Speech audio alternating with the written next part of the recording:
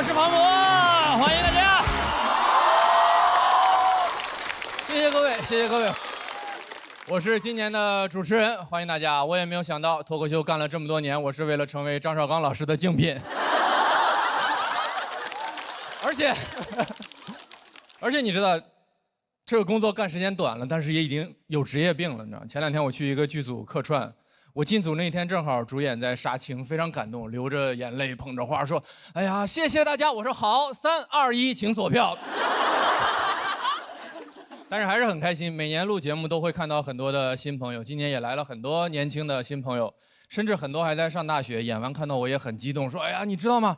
我从小就是看今晚80后脱口秀长大的。”说你们那个节目当时给我缓解了很多很多的压力呀！你说小升初当时那个压力实在是……我说闭嘴吧，闭嘴吧，真的，叫我庞叔。哎，喜剧的内核不讲礼貌。一会儿你们看吧，几乎每个长得比我还像80后。但是每次看到这些年轻的朋友，我都会想到前段时间有一个采访啊，挺有意思的。他来问我的第一个问题是：你觉得到底什么样的人最后会成为脱口秀演员？我想了很长时间，我觉得脱口秀演员都是一群经常会觉得这个世界有点奇怪的人。我举个例子啊，有一种水果叫猕猴桃啊，也叫奇异果。这个它的英文大家都知道对吧？叫爱奇艺国际版。哎，对，这个灯就是这样用的。谢谢佩森姐姐啊。它英文大家都知道吧？叫 kiwi 是吧？我们都生活在上海，这么冷门的英文我们也要假装知道，好不好？叫 kiwi。但我觉得英文就很奇怪，你想 kiwi Kiwi 叫 kiwi，SIRI 就叫 Siri， 那为什么只有 WIFI 叫 WiFi？ 还有什么不一样的？那会不会有一个镜像的平行世界？我每天就要，嘿 Siri， 请打开我的 WiFi， 我要来一局游戏了。太美。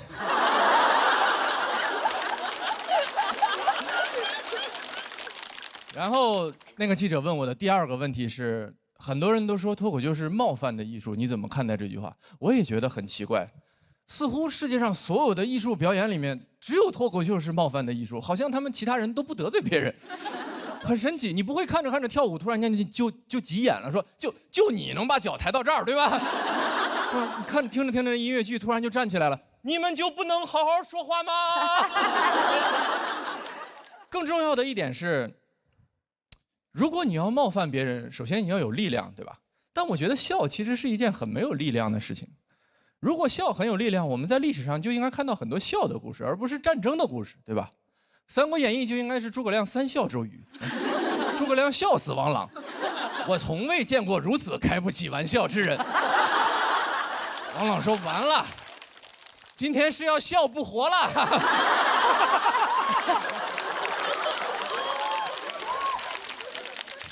你感觉诸葛亮是个笑星是吧？什么北伐就是全国巡演嘛。喜剧之王3国记。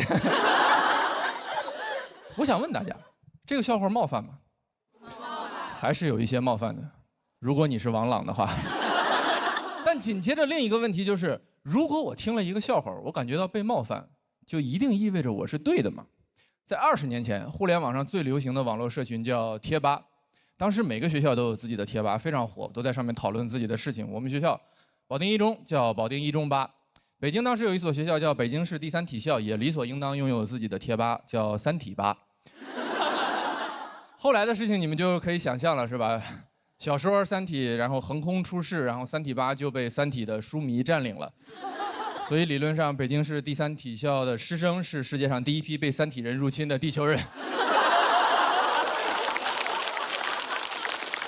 我觉得都可以想象，体校的朋友当时一定非常生气，对吧？搞什么？我们学校的贴吧为什么有人突然来讨论一本书？我上体校就是为了不看书，真是。3体的书迷也很无辜，说名字又不是我起的，你去骂刘慈欣好不好？刘慈欣说：“哦，主不在乎。”一点办法都没有，一点办法都没有。你总不能跟体校的朋友说，要不你们去流浪地球吧，反正你们也没有家了。你们说这个事儿冒不冒犯？当然冒犯。生不生气？当然生气。怎么办？没有办法。李白曾经说过：“如何呢？又能怎？”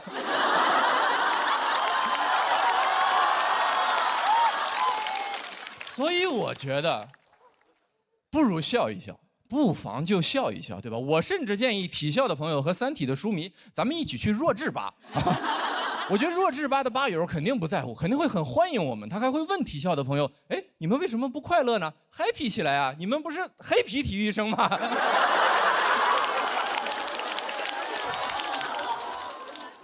我要再问你们一次，你们觉得这个笑话冒犯吗？还是有一些冒犯的。如果你也来自北京市第三体校的话，如果我们今天一定要聊冒犯，我觉得这个世界上没有人比黑灯和小佳更权威。我没有做过严格的统计，但我觉得他们很有可能应该是世界上冒犯残疾人次数最多的2个残疾人。但是我们都很喜欢他们，对不对？我们都很喜欢他们的演出，我们也很喜欢他们的段子。他们去年发起了一场演出，叫《地狱笑话秀》，就是大家一起来互相吐槽、开玩笑，同时测试一下我们这个行业的道德底线到底在哪里。怎么说呢？如果你们根本不认识黑灯跟小佳这2个人的话，这整场演出几乎就是教科书一般的霸凌。你想一想，脱口秀的剧场你们是去过的，200-300个人在一个黑暗的房间里笑话台上2个残疾人，关键是他俩还得跟着笑，干什么？今晚80后脱口秀吗？但是他们请了很多演员朋友来吐槽他们，演员的创作热情也是空前的高涨。没有什么比写这种段子更过瘾的事情了。当时大家有个群，每天都会有人把写好的各种段子丢进来，甚至有人为他们的演出已经写好了开场曲。2个演员，跑不快，一个没有眼睛，一个手在哆嗦。黑灯跑得快。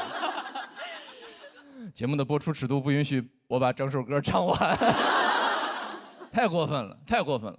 但你们知道那个群里面从始至终出现过的最冒犯的一条段子，是吐槽小佳的。你们准备好了吗？小佳参加了奥运会，在奥运会中拿到了100米赛跑的第1名，太神奇了！他的故事激励了所有人，他的精神振奋着我们，他的故事甚至被拍成了电影，搬上了大荧幕，甚至小佳这个角色由汤姆·克鲁斯主演，名字就叫《速度与激情》。你们知道当时那个微信群里面跟刚刚的现场是一样的沉默，但其实你我的意见都不是那么重要，对吧？当时小佳在群里说：“你们为什么都不说话呢？”我觉得这个还蛮好笑的。我觉得小佳的回答是可能很多问题最后的答案，就是当事人觉得还蛮好笑的。当然啊，这不是小佳的原话，他的原话是：“这也太好笑了吧！”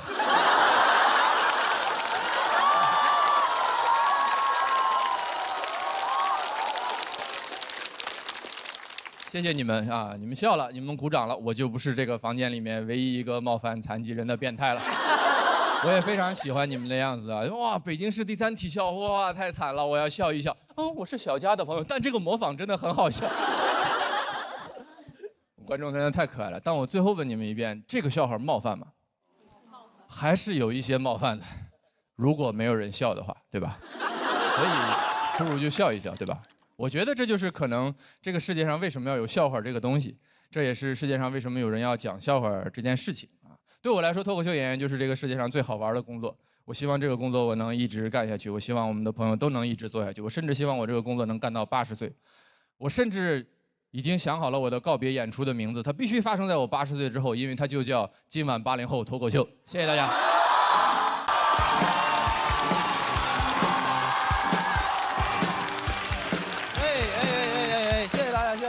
大家好，我是翟阳年，谢谢。哎呦，给各位分享一个我平时最爱看的那个科技发布会，朋友们，就是每年的那个315晚会，你知道吗？啊，315晚会在我心里是真正的黑科技发布会，黑心棉、黑心肉啊！你知道普通的那种科技发布会已经给不了我惊喜了。你要手机里每次什么多个摄像头啊，车里多个冰箱没有意思，但你告诉我我穿的内裤里有毒，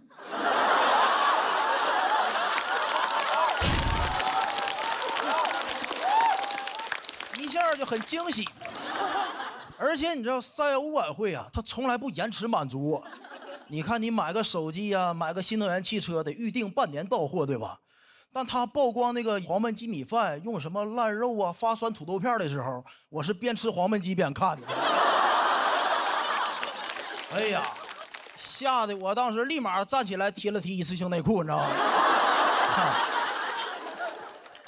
朋友们，真的，我当时看这个曝光的时候，已经吃了3个多月黄焖鸡了，没什么感觉。说明什么问题？朋友们，就人家黑心商家厨艺是真好，你发现没？那记者不说我都不知道，这是强者不抱怨环境啊！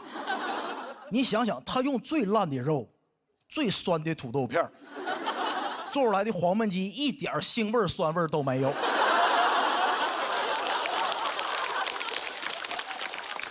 西湖醋鱼啊！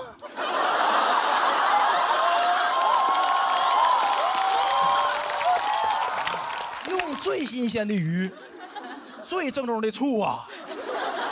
做出来又酸又腥啊！我都替西湖醋鱼臊得慌，说实话。朋友们，你看《舌尖上中国》是中间停更7年了，315晚会可年年都有食品安全问题，我感觉得做一个《舌尖上315》了，就告诉那帮大厨，高端的厨艺往往只需要采用最肮脏的食材，你知道吗？朋友们，很多人提到食品安全，是不是会脑袋蹦来3个字：预制菜？我喜欢预制菜，我是急性子。哇，现在菜上的是真快，很多商家那个为了证明它快，给你放个沙漏，对不对？我前2天去吃那个现烤活鱼，朋友们，那个烤鱼上的快到什么程度？比沙漏上的都快。刚点下单，鱼就端上来了，服务员感觉不对劲儿，才把沙漏拿上来。我点了3个菜：现烤活鱼、现烤羊排、现炒小龙虾。上的最慢的是可乐。哎呀，我第2天中午去吃的麦当劳，他怎么好意思管自己叫快餐呢？我足足等了4分半呢。这要吃烤鱼，我都到厕所了。我跟你讲。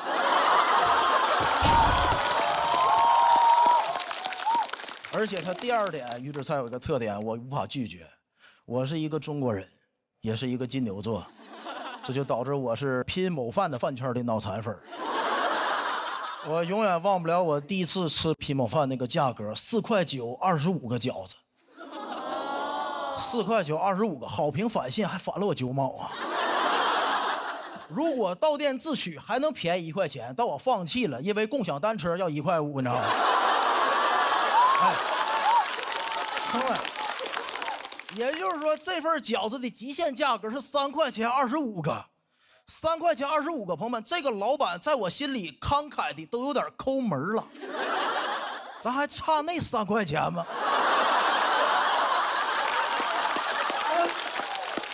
白给我交个朋友不就完了吗？很多人说你不怕这里有什么瘦肉精吗？有什么我都接受他。真的，3块钱25个饺子，我包容他一切，吃出来头发算老板送我周边，你知道吗？哎，能看出来吧？我一点不担心食品安全。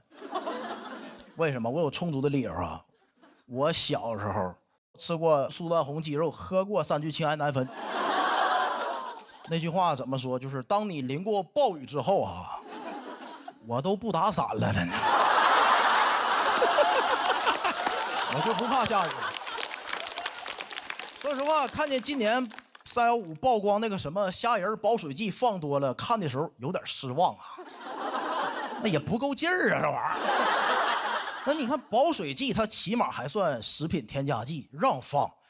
3聚氰胺苏丹红危险化工用品。苏丹红是做有机染料染色的，3聚氰胺是做装修板材用的。我这身体已经练出来了。就这么说，明天末日来了，我啃墙皮喝机油我都能活下去。你知道朋友们，苏丹红是代谢不了的吗？在我体内都20多年了，我现在体内苏丹红都立着个牌子，我在翟佳宁血液里很想你，你知道吗？哎呀妈，等了20多年了，等来个保水剂，保水剂副作用是什么？骨质疏松，废物。根本看不起他。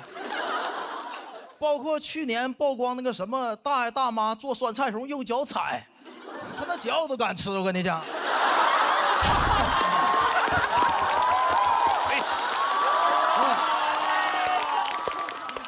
有人会觉得有点恶心，对吧？但你想想，起码大爷那个脚是纯天然的。你应该庆幸啊，大爷还没穿一次性袜子，你知道吗？我的身体已经被练出来了，我相信以后有大用处。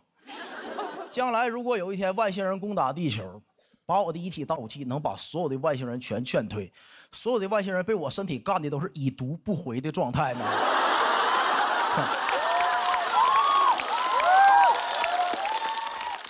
到时候啊，外星把我的遗体拿走去研究，什么玩意儿这么厉害啊？化验我的身体里，哇，有这个苏丹红抗体、保水剂抗体、三聚氰胺抗体，哇，难怪这么厉害，这是个真三体人呐，这是个。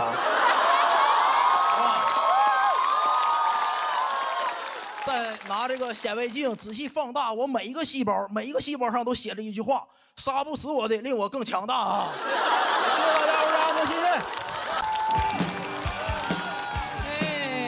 Hello， 大家好，我叫李卓妍啊。其实翟佳宁跟谁 PK 都有点像在欺负人了，但除了我，因为大家说我是唯一一个看上去比翟佳宁更狠的人。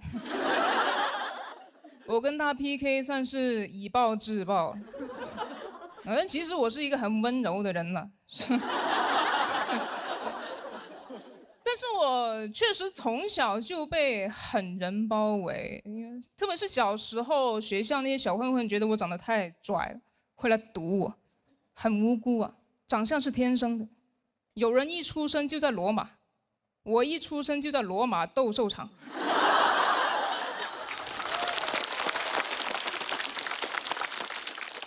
但我是个很 peace 的人，我根本不想惹事。他们说你这么拽，你混哪的啊？我说我混2次元的。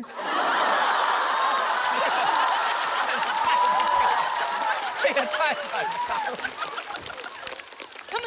他们觉得我更挑衅，我很害怕。但幸好我有一个哥哥，我小时候很崇拜我哥，他是一个真正的狠人。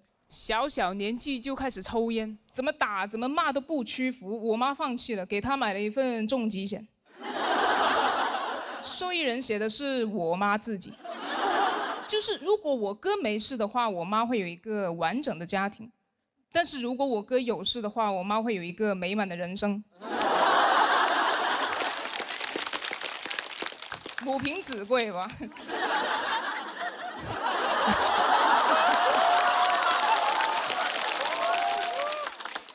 我哥还喜欢带着刀出门，然后旷课去 KTV。家里人不给他钱之后，他找了份兼职，挺适合他的，在 KTV 切果盘。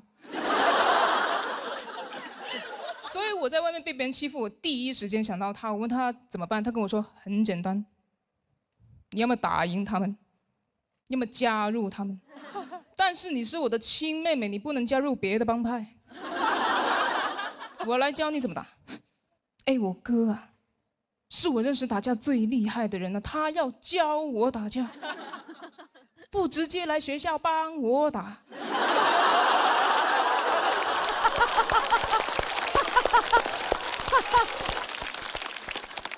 我说哥怎么了？你要上课吗？还？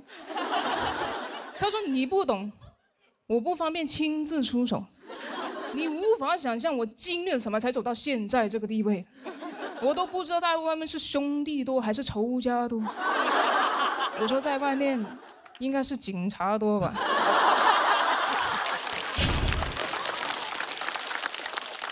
都说你不懂了吧，那叫条子。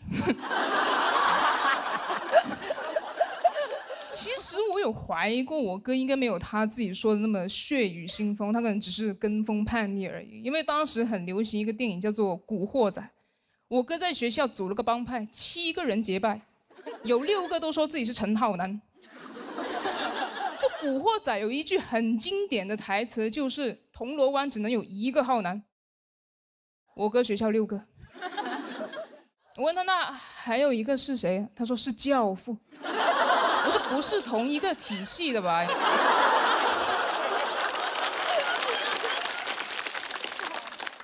去纹了一个陈浩南的同款纹身，这么大一条过肩龙，纹了好几个小时啊！我用圆珠笔给他。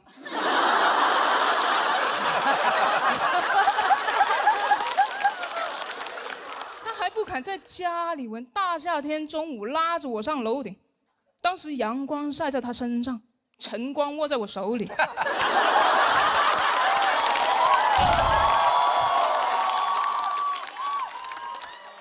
热的2个人都不耐烦，他一直催我好了没呀，好了没呀？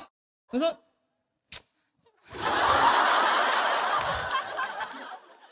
不太确定他是不是真的很会打，但肯定是不太会教哈，因为他采用的教学方式居然是实战训练。老大哥亲自跟我打，哎呦，毫无保留啊，毕生所学全使在我身上。我哥没把我当外人，也没把我当人。训练频率也是看我哥心情哈，一般是2天1练，啊，如果他心情不好就1天2练，蛮有趣的。其实因为他会放着音乐来打嘛，就我很容易能掌握他出招的节奏，就是那首歌一到重音他就会出拳，我按节奏躲就行了，跟玩劲舞团一样的。但是我这辈子最讨厌的一首歌就是《霍元甲》。这首歌重音太多了，太密集了。嚯，半个8拍出了8拳。唱 K 的时候，别人一点这首歌，我都想哭。我的朋友跟我说，他说啊，这首你也能哭吗？我说你不懂，太痛了。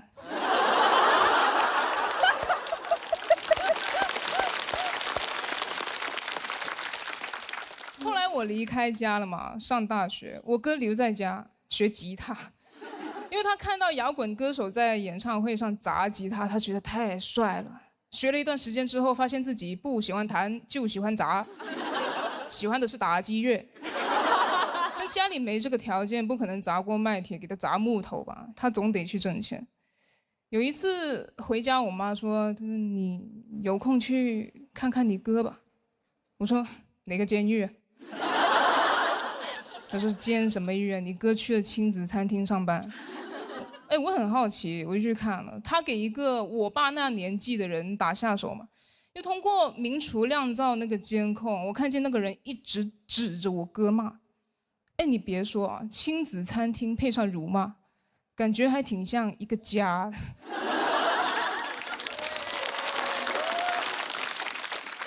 不同的是，以前我哥肯定会顶嘴甚至还手，但现在他只是一直在和面，不停和，和。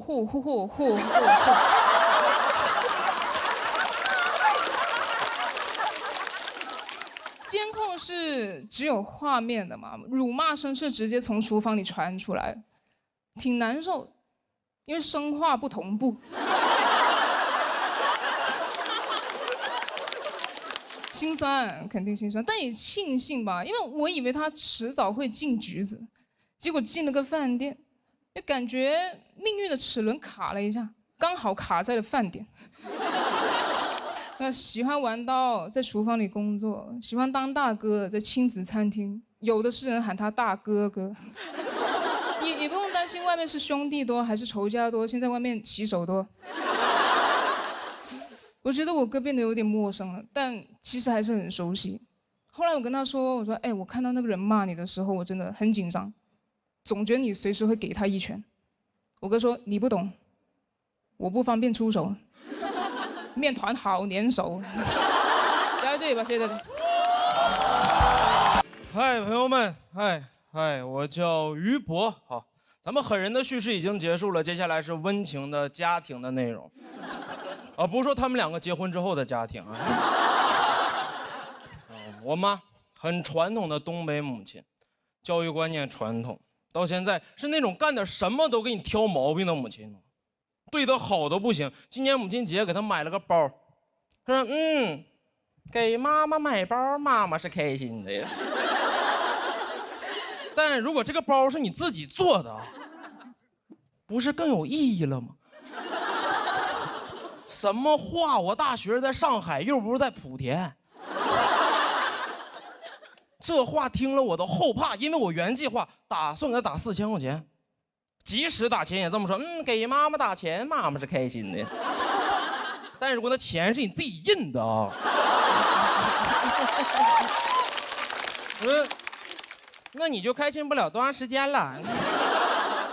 从小教育观念相对传统，掌控感有点强。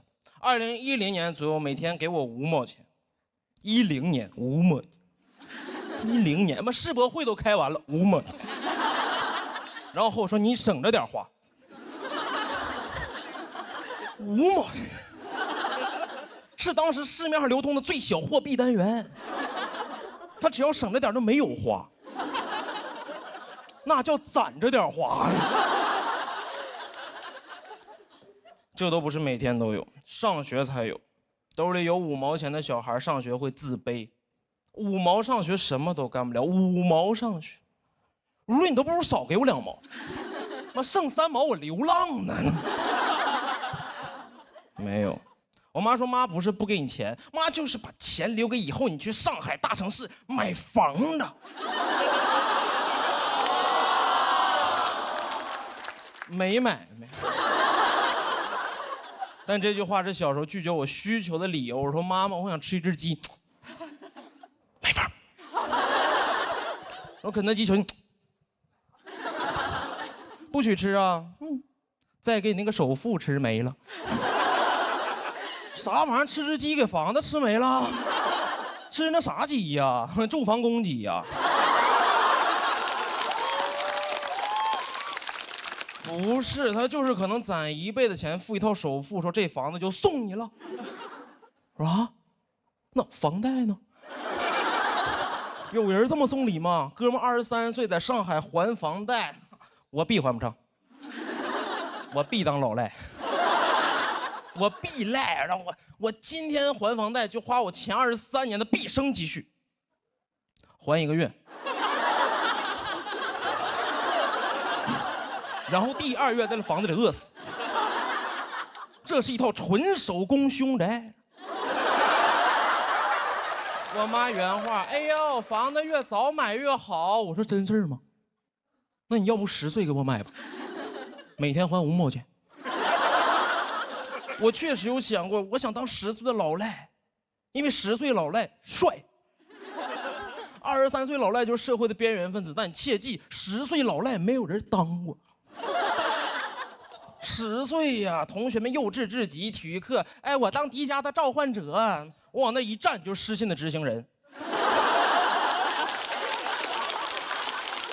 什么1个2个小奥特曼，小罗永浩。这个我给。和那同学就玩不到一块儿去啊！班级60个小孩去春游，就哥们儿1个人坐不了高铁。我妈很喜欢给自己的教育方式就扣一个帽子，叫很流行现在吃苦教育。妈是希望你把好日子留在后边，吃得苦中苦，方为人上人。哎呦，这句话说实话，我现在有点不理解，因为我妈好像也不是这个观念。真的吃过苦的人不认同这个。谁吃过苦？我姥。当年河南自然灾害之后闯关东逃难来的黑龙江啊，这一路上吃尽了人间疾苦，对吗？他成为人上人了吗？他成为了一个东北人。他那脑子里就没有成为人上人的念头，只有一个纳乌克热说你飘向北方。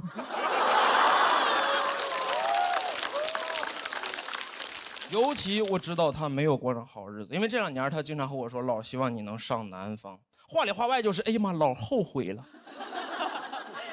当年呢走过了。”那帮的狡猾的人上人在北京就已经下车了。我能理解我妈，上一代希望下一代能替他们完成他们年轻未尽的遗憾。我问过我妈啊，你遗憾什么？她说：“哎呦，很遗憾当年家人没有给我买房，很遗憾当年没有考上研究生。”我说：“妈妈，你中专毕业考不了研究生呢。”但我也想有我自己的人生。大学毕业的时候，因为这个事儿争执过很长时间。我跟我妈说我不想读研。我妈因为我不读研这个事儿，每一天打电话阴阳怪气，每一天一打电话我说妈怎么了？她妈能怎么？哎呦，妈不能怎么。妈就觉得哟，妈要是生了个研究生这好了。啥话呀？那玩意儿是生出来的，咋生啊？生着生着脐带拽了本硕士毕业证。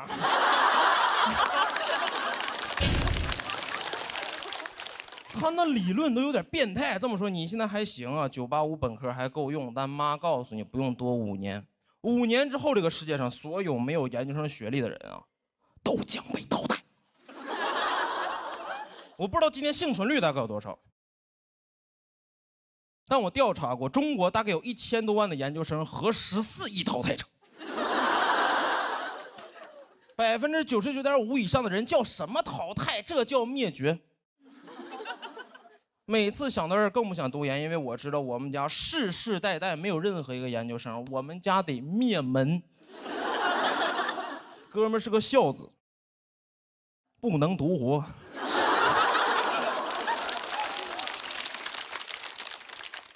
当我后来很坦诚，我和妈说是真的，妈妈，我真的受不了高压的应试教育，真让我读研，我坚持不住，一定在第3年受不了，我直接就自杀了。第3年之后见着我就，我妈在这，妈第3年是谁？那就只能读2年半的专硕了。讲到这儿，谢谢你们，我拜拜。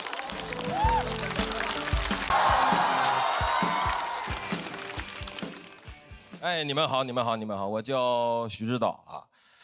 我这个人是一个非常循规蹈矩的人啊，尤其在这个交通规则方面，因为我之前骑电驴被车撞过，就这个车祸它不严重，但猎奇啊，因为我是被一辆这个警车撞的，我当时倒在地上我都蒙圈了，我说怎么现在这个不戴头盔这个处罚力度这么大吗？啊！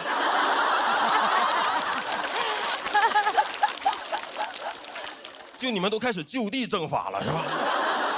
当然人家也是不小心，但就周围都没有人敢扶我起来。这么年轻的逃犯啊！我说这种交通事故他能不能报警？咱别打个电话，他手机响了，我没敢报警，他把我抱上了警车，为了送我去医院啊，那个场面真的很诡异。我这边耳朵着地，摔的是血肉模糊，就那个画面，黑猫警长带着一只耳走了，你们见过？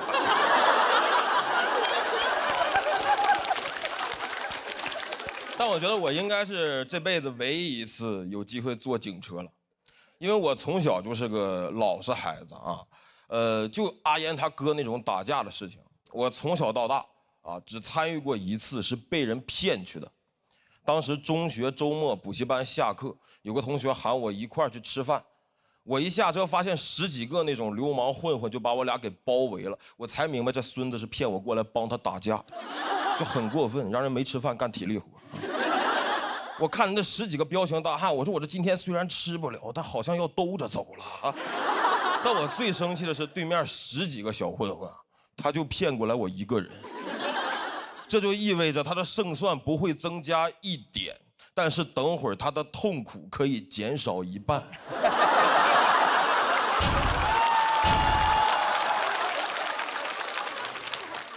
就他这种做事方式，我瞬间就明白为什么他一个区初中生啊，会有10几个人想要打他。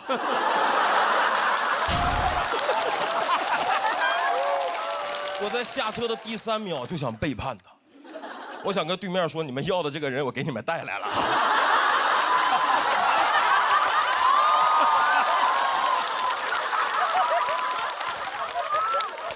没等我反应过来，对面这个混混老大，他一步走到我面前，用2根手指头重重的戳我，威胁我。他说不准动。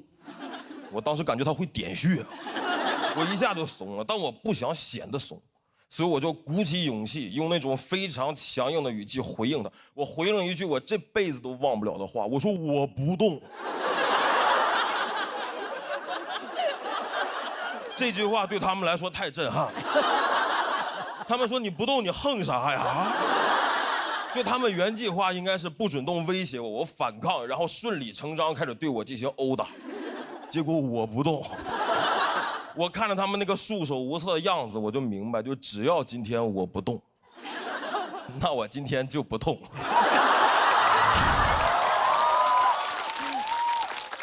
但骗我来那个同伴，跟我性格不太一样。人家也不让他动，他立刻就还嘴，他说你别碰我，这就意味着对面要开始碰他了。很快他就被摁在地上一顿暴打，这个场面是越来越诡异，10几个人在打他，我在旁边站着一动不动，我在给他们站岗一样。我俩组成了一种很高级的投降方法，就是他挨打，我替他立正。就我俩这个状态，旁边但凡再过来个路人，都得觉得，哎呦，这小伙子挺勇敢啊，就看热闹敢站这么近啊。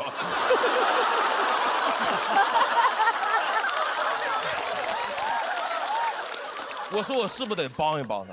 但我发现以我的能力和胆量，我能给他提供的最大帮助，就是给他提供点眼神支持。我的眼神里是有语言的，我说这个加油啊，这个忍咱就不疼了。我甚至不敢说出来，因为我不知道这个嘴动它算不算动。打了足足2分多钟，他们都快打不动了。我那个同学被打的都快不动了，而我雷打不动。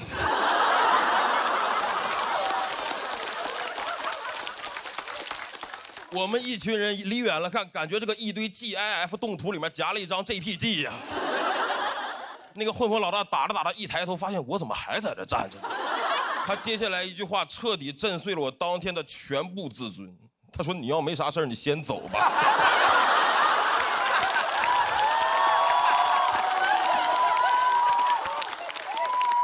各位，就这句话，他在群架里面很难出现的呀。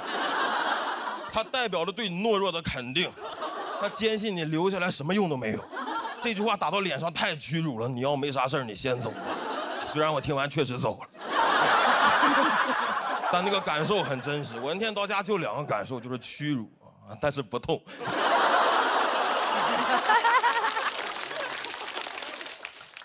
虽然身体不痛，但很快这点事儿班里几个男生就知道了。我们班有一个男生在走廊里，每次看见我就那种嘲讽的语气跟我打招呼，看见我，哎，你会痛啊？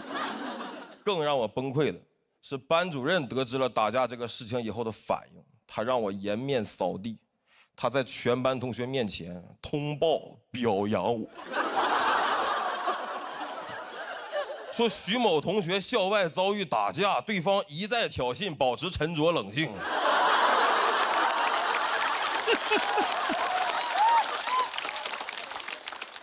我获得了一个新的外号，我同桌从此喊我一战到底。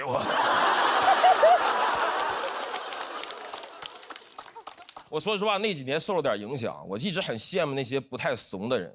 直到去年得知一个消息，就是小时候骗我去打架的那个同学，在去年被抓了。我一听这个罪名，我就乐出声了啊！罪名是诈骗。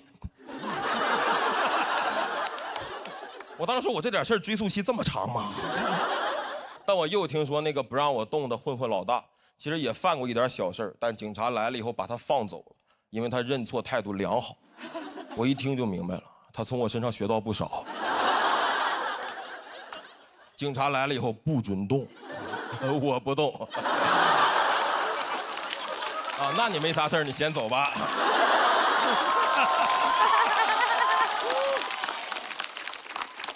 我觉得相比之下，我是不是过得太平稳了一点？我在那个最中二、最容易因为男子气概上头的年纪，我在打架里面选择了充分发挥自己的这个主观不能动性啊。但这个性格也让我每天都能平安的回家。我觉得这也是我们这种不爱动的人一种宝贵的财产嘛啊，这就是我的不动产。谢谢大家，谢谢你们。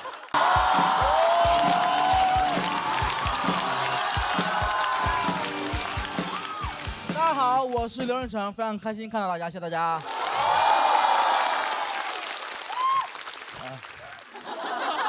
很开心啊，今年确实不一样了。去年节目结束之后，很多朋友就认识我嘛，也了解了我们家的产业，经常见面就喊我们2代。但还少开玩笑，但真有人在网上造谣说我家其实很有钱，我还挺难受的。还有人说我之所以能进总决赛，是因为写到了富航的合同里面。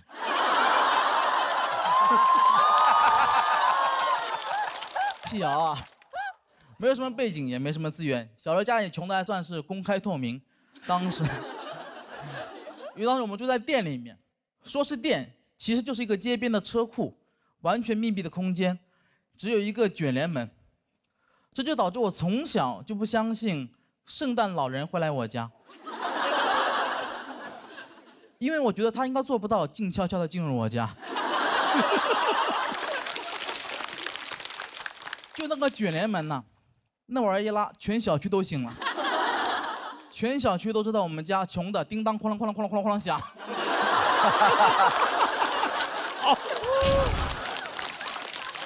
但我从小对那个卷帘门就有很大的意见，因为我觉得太吵了，而且我们家就是做门的，为什么用一个这么差的门呢？我就很不服。有时候看那个门有点想哭。古话说得好，变身罗绮者不是养蚕人。胖子门窗家就用卷帘门。住在车库里面，生活却也是很不方便，洗澡也很不方便。那时候冬天还好，把门一拉，拿个盆在里面洗。夏天就很麻烦，店里特别热。有2年我爸就特别嫌麻烦，他就直接让我在门口洗澡。你没有听错，门口洗澡，门口大马路上洗澡。其他小伙伴都去公共浴室洗澡，只有我公共场合就是我的浴室。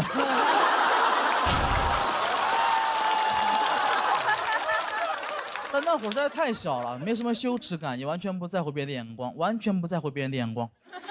我都没注意那有个探头。我是洗干净了，电子眼越来越脏，天网恢恢，我全漏了。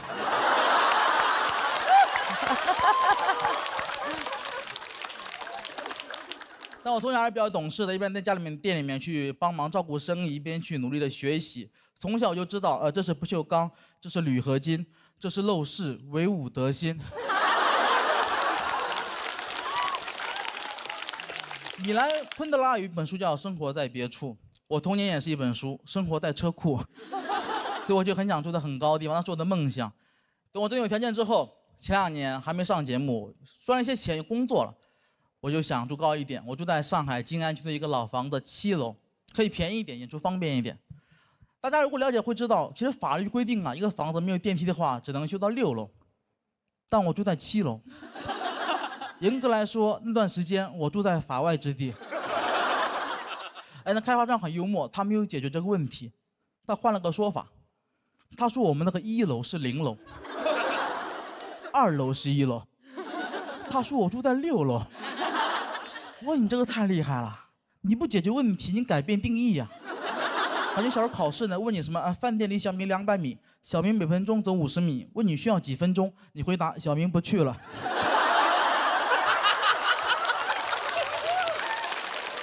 小明可以1点外卖，今天想吃黄焖鸡。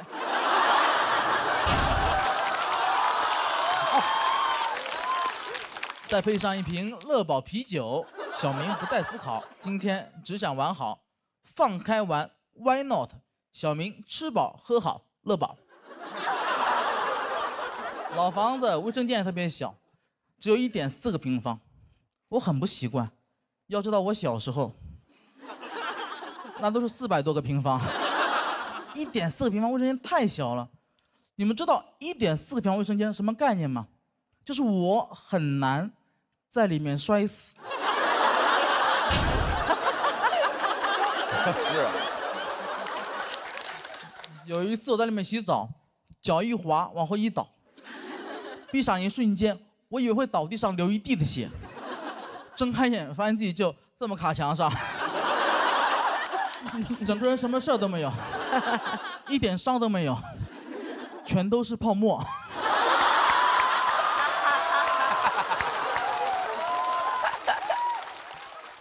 太累了，那会儿每天就要爬7楼，真的很累。我观察过我身边所有7楼的邻居，没有人爬7楼是很开心的，就没有人爬7楼之前会大喊一声 “Go Go Go”， 出发了。那段时间我只爱外卖小哥，毕竟爱是常觉亏欠。我那时候点外卖，主动把门打开，在门口等他，不舍得让他敲门，怕他没有力气。也怕他砸门的时候太有力气，然后我就发现，没有一个小哥可以做到无言独上7楼。他们话总是特别多，骂得我不敢下楼，一个人在寂寞梧桐区深院锁清秋。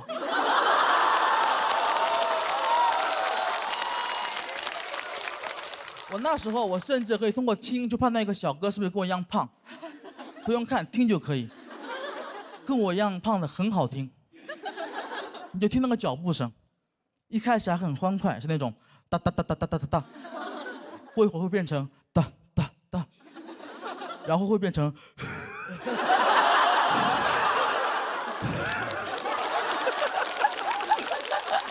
啊，一般这时候我手机就响了。我就听到小哥跟我说：“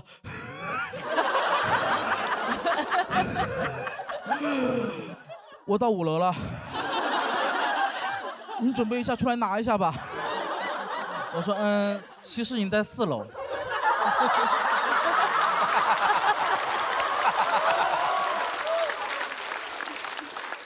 你以为你在第5层，其实你在第4层，加油，再上2层楼。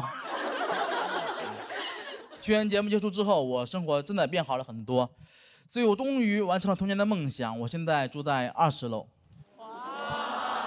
有电梯。这是上海吗？你在干嘛？但我真的很开心，真的住在很高的地方，而且我们家现在卫生间也很宽敞。所以为了弥补我童年的遗憾，我现在每天洗5次澡，怕忘了在床头刻了一个早字。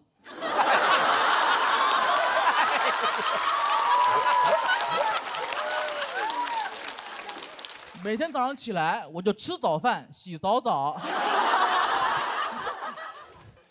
但住得很高，也有我想象不到的地方。我有很严重的恐高症，以前完全不知道。我住过7楼，但那个7楼没有阳台，所以我不知道。我现在每天晒衣服，那个腿抖的呀，衣服还没挂上去就干了，很讽刺。我觉得，住上高楼才发现自己恐高。感觉就像屠龙勇士屠完恶龙，才发现比起公主，他更想保护动物。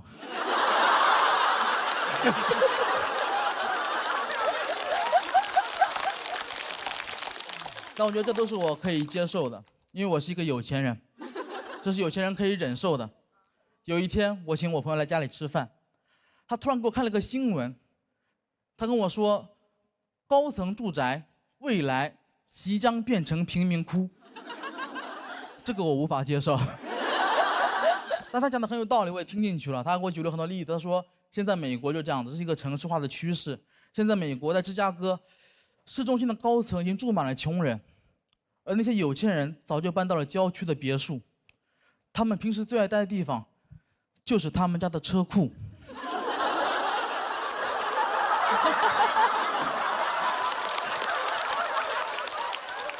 我被资本主义做局了。那一刻，说实话，真的还挺想哭的。我才发现，原来我在哪里哭，哪里就是贫民窟。谢谢大家，我是刘文成，拜拜。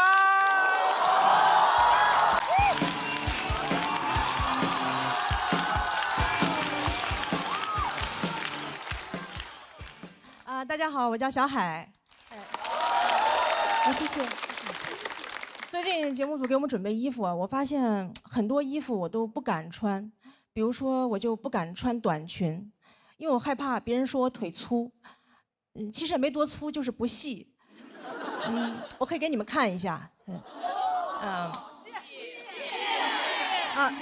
你没看清，你们再看一下。对。你们很善良，好 ，OK，对，我从来不敢露腿，所以对我来说，我的腿已经成了我的隐私部位。就对我来说，刚才的表演已经擦边了。有些衣服我不敢穿，有些衣服我不想穿，比如说我就不想穿胸罩，别害怕，我现在穿着呢。我不想穿是因为我前一阵体检得了乳腺结节，医生跟我说穿胸罩不利于血液循环，每天穿的时间最好不要超过8个小时。我说8个小时，谁能下班啊？我不可能上着班儿。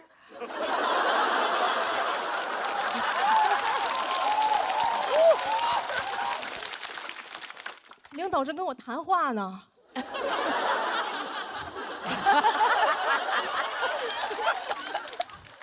我说，哟，8小时了，我的胸罩下班了。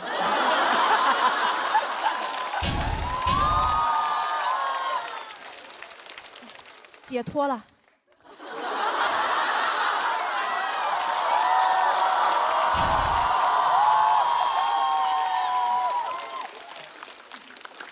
而且夏天穿也很热，对吧？女生知道，几乎所有内衣里边都有一层厚厚的海绵。我夏天出门换衣服的时候，我都觉得有点对不起我的胸，我都想跟他们说，胸大胸二啊，难为你们了。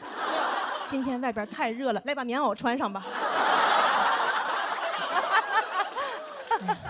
除了很热，也很麻烦，有时候晚上出去扔垃圾都得穿胸罩。有一次我觉得真的很麻烦，所以我就干脆戴了个口罩。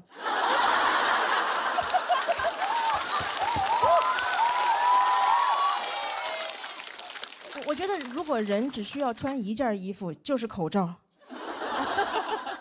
我甚至都可以只穿口罩。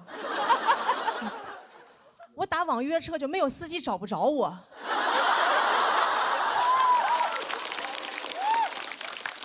司机说：“你穿的什么衣服呀 ？N95。”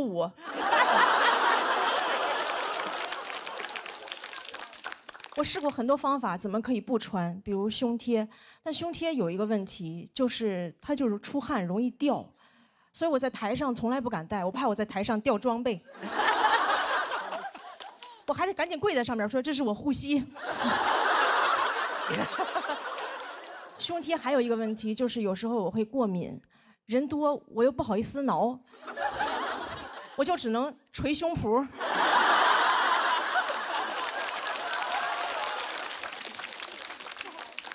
有一次我看中国新说唱，我说 rapper 肯定带了。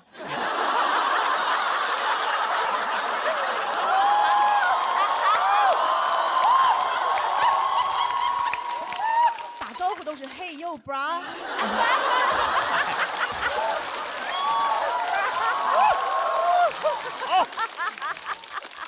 我就特别羡慕有人敢不穿。我之前在网上看到一个女生没有穿，我很佩服她的勇气，但就有人评论她说她这样扰民。我说她怎么就扰民了啊？她是在街上扫射别人吗？如果你觉得她扰民的话，你可以报警，对吧？你说警察这里有人扰民，警察说有噪音吗？什么噪音？是我脑子里肮脏的想法。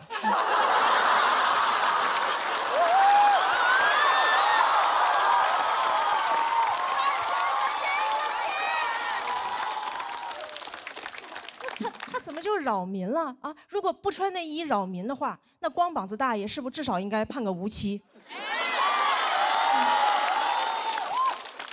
同样都是不穿，你为啥不去评论一下光膀子大爷？好看，爱看，想谈。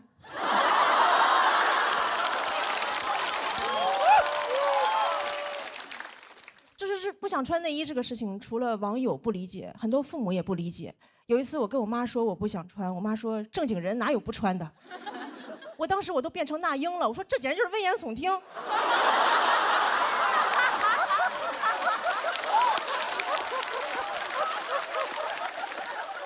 我妈还跟我说穿内衣有好处，她说穿内衣是为了保护女性安全。我说怎么保护啊？把里边钢丝抽出来把坏人扎死吗？内衣要是能保护女性安全，怎么没有人去庙里求个平安照？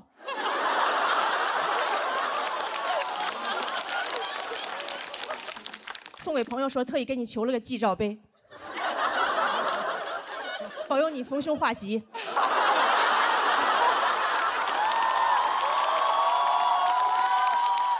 记得一定要罩在头上，那才真正的好兆头。我第一次听说内衣能保护女性安全，怎么坏人最怕的是内衣吗？啊，两个流氓正要骚扰一个女生，女生挑起上肩带，流氓说快跑，有胸罩。咱俩分开跑，他一个能扣俩。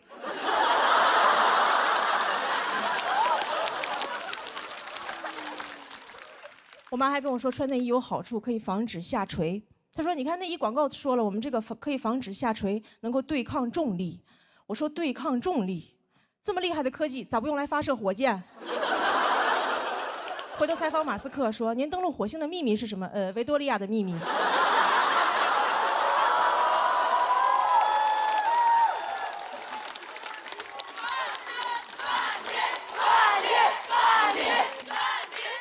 对，其实我说了这么多，我就是希望女生穿衣服能少一点束缚，多一点自由。本来我想说的话还有很多，但是我今天从出门到现在已经8个小时了。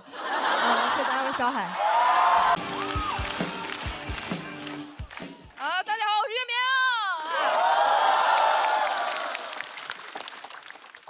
你知道你们刚才喊冠军的时候我多崩溃吗？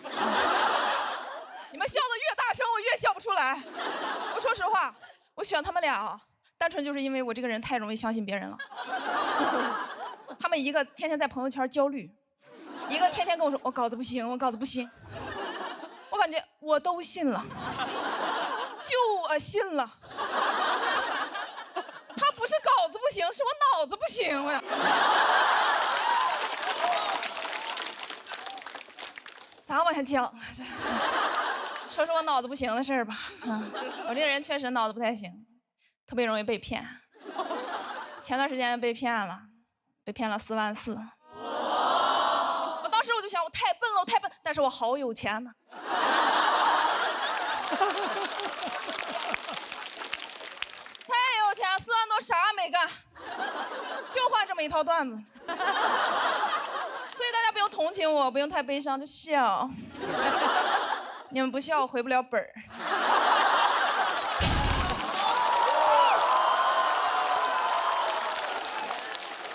其实这个事儿对我来说已经过去了，我为什么想说？我就是希望能帮一个是一个。咱别遇上这种事儿，因为很多人他觉得自己很聪明，他觉得自己不会被骗。那是你没碰上合适的。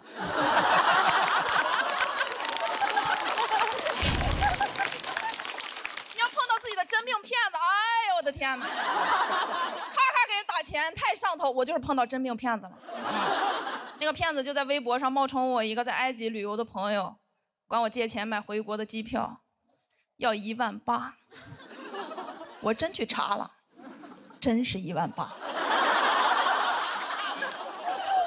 他没有骗我，所以二话没说就把钱给他打过去了。我还跟他说，我说赶紧抢，特价票不好抢。结果过了一会儿，他光要第二笔钱要2.6万。我说你不会被骗了吧？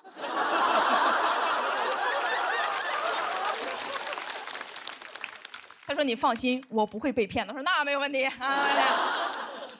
我说那这2.6万是什么钱？他说刚才抢经济舱没有抢到，想升个舱。我就说特价票不好抢。我二话没说就把钱给他打过去了。我说这次可不要抢不到了哦，小笨蛋。结果过了一会儿，他光要第3笔钱，要3万。那个时候我已经没有钱了。我说这个又是什么钱？他说是托运费。我说托运木乃伊也要3万。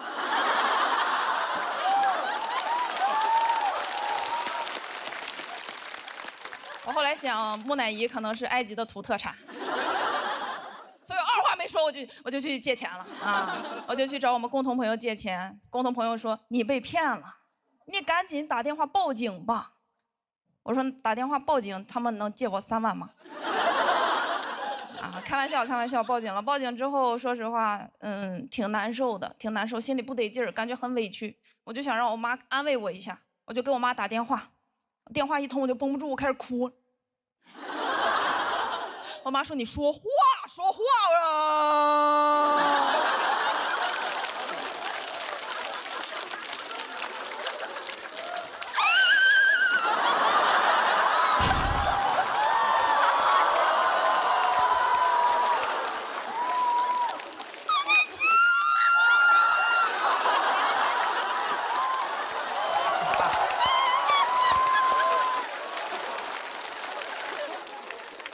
我妈说：“你把水壶关下。”这么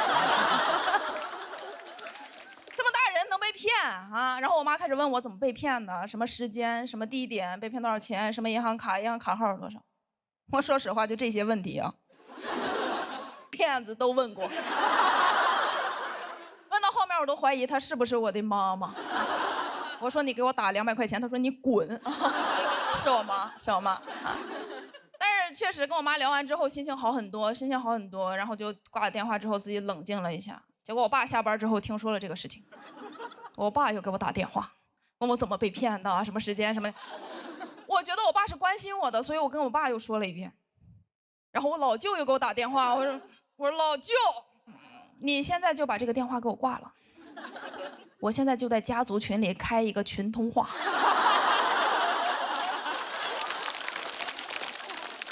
我再说一遍，最后一遍，你把这遍给我录下来，你去给我姥爷上坟的时候给他再放一遍。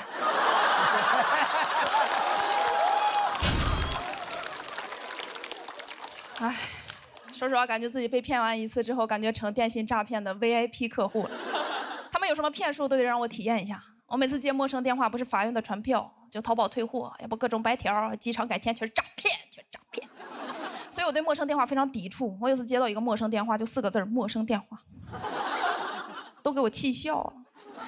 我说你们就我一个受害者吗？啊，可着我一直羊薅啊，薅秃了，我很生气，我接起来我要骂他。我说喂，他说哎你好，我说干嘛？干嘛？他说你在哪儿？我说在你爹坟里。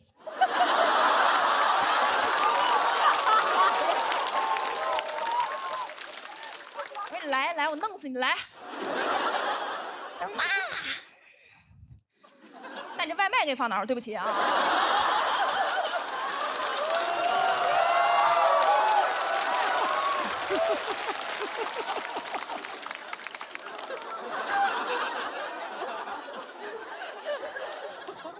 那天差点饿死，但是不能赖我，那段时间确实精神状态不太好，有点抑郁了。因为你看我被骗，我帮别人被骗呢，我3观都毁了，天天让我助人为乐，乐不出来，天天在家以泪洗面，说为什么好人没好报，为什么帮助别人受伤的是我，再也不当好人了，我要当坏人。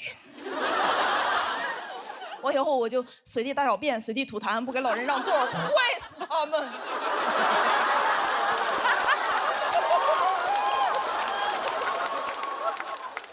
我说实话，那段时间我觉得我的善良一文不值。我朋友说值4万4呢。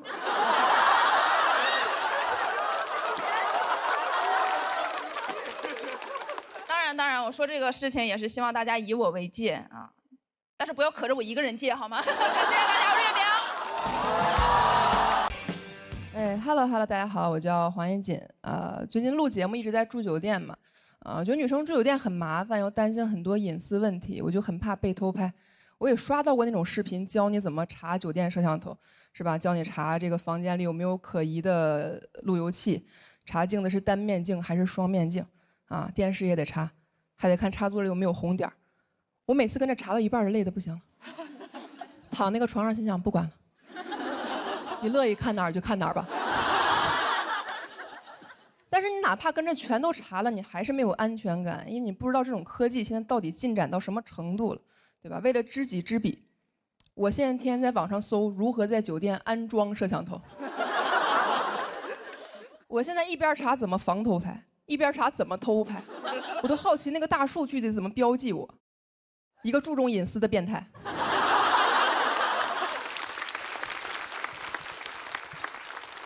然后现在演出有的时候主办方其实出差订酒店还蛮贴心的，会订那种比较大的房间。人家订大的房间是为了让我缓解疲劳，我住的房间越大我越疲劳。豪华大床房插座实在是太多了，我都想要那种小床房。有没有那种小房间？越小越好，光小还不行，最好也没电视、没镜子。没插座，没网没电没信号，监狱。但那也不是我该住的地方啊，这不是那些装摄像头的人该住的地方吗？所有办法我都试了，我现在真的是没招了。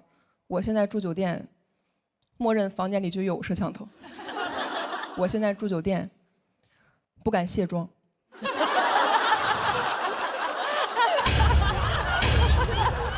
真的，我也不是宣传什么容貌焦虑什么的，我没有办法。我是一个非常在乎隐私的人，但如果我的隐私注定被泄露，那我希望泄露的都是完美的那部分。我在房间里换衣服换到一半，想起来这个房间哪里有摄像头，我第一反应都不是说挡一下什么部位，我的第一反应是不行，我得把小肚子吸进去。没有办法，我对我自己出镜的视频就是有着比较高的要求，因为我很怕这种视频会流传到那种带颜色的软件上，你们懂吧？小魔术。当然这些都还不是最难的，最难的是如何在完全不知道镜头在哪儿的时候保持一种镜头感。我住酒店已经开始有偶像包袱了。我最近早上起床会开始很优雅的健身、做瑜伽、吃蔬菜沙拉。可以这么说，住酒店让我变成了更好的人。我现在对外都说我是自律博主，就是不知道在哪个平台上。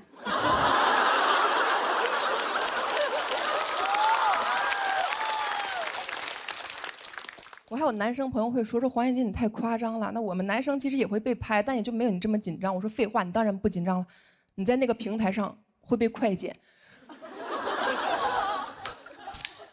我甚至考虑过要不要在镜头前为自己打造一种成功女性的人设。我现在住酒店会对着这个房间里任何一个我认为应该有摄像头的位置下面背英语对话。就这么说吧，我确实是来上海旅游的。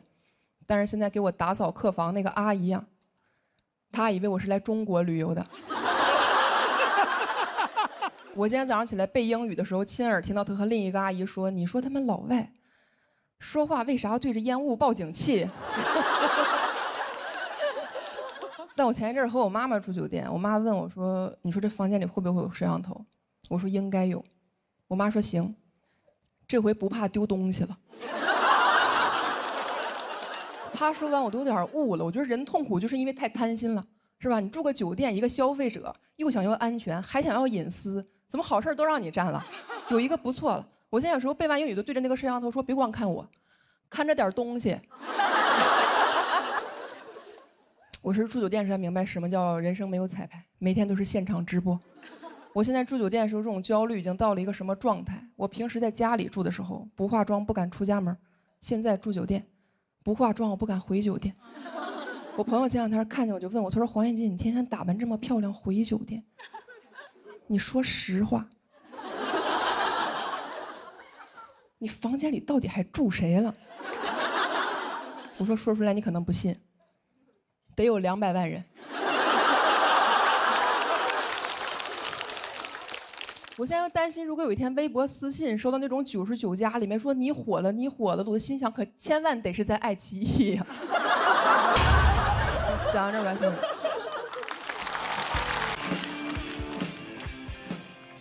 大家好，我是来自山东的房主任。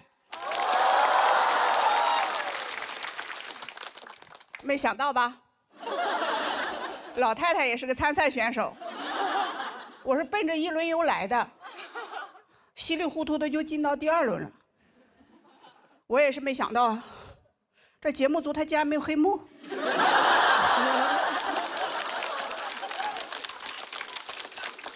就来说一说我的老家吧。作为一个山东人啊，我在外面被问的最多的竟然是主任，你们山东真的不让女人上桌吃饭吗？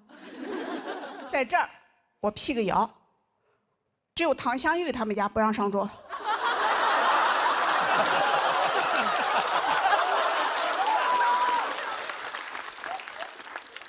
我们家我做饭的时候都吃饱了。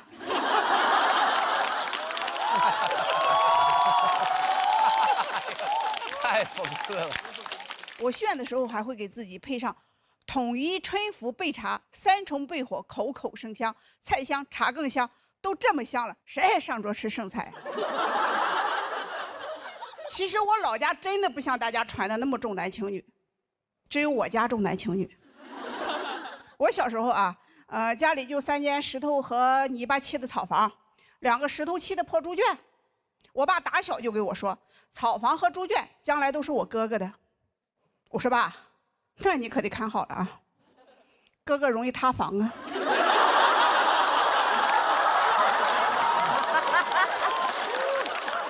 我只有2个女儿，我婆婆说没有儿子的人啊，是不全乎人，就不完整了。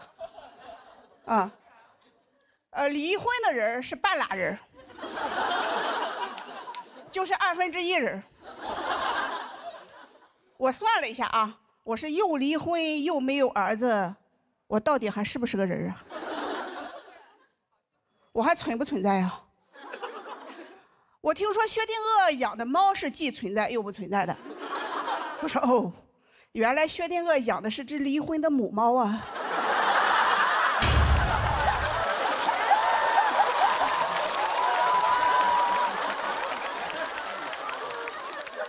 在我老家，没有儿子的人都不能去参加别人的婚礼。我小时候的结婚啊，我寻思我不能去参加婚礼，我也出点力呀，我就去提前帮着收拾新房去了。这给我婆婆吓的呀，跟在我屁股后面看我都碰了啥了，怕不吉利，拦着我啊，不让我碰新人的床和被子，说我碰了以后啊，我小叔子就会跟我一样，只生女儿不生儿子了。我当时心里想哈，这生男生女不是他们两口子之间的事儿吗？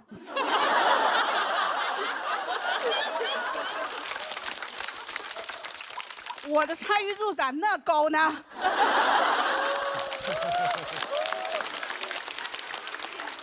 我是辅助啊。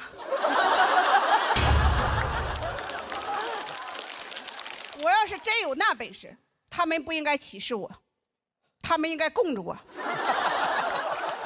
给我惹急了，我把全村的被子给他摸一遍。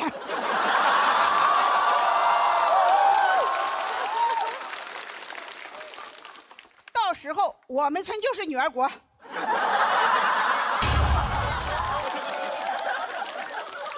我就是女王陛下。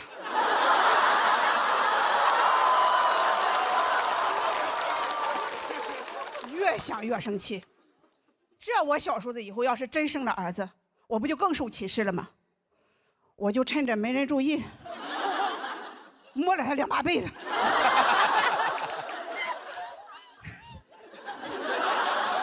别说啊，我小叔子结婚第2年，一胎生了2儿子，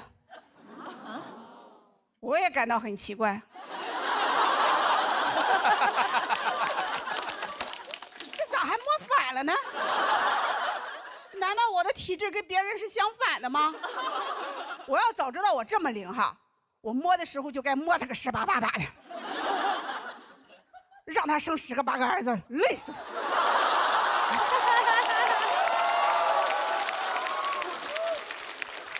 嘴上说的硬气，但还是有点心酸的。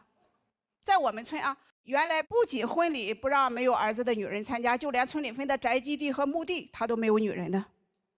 就活着我没地位哈，死了还没地方。就我想下去哈，只能蹭男人的。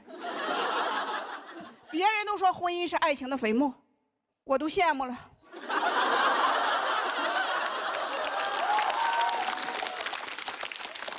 他居然有坟墓。我很痛恨这种重男轻女的观念，但我也想生儿子，我就去找偏方了。我们村里人给我介绍一个大夫，说他的药老灵了，吃上肯定生儿子。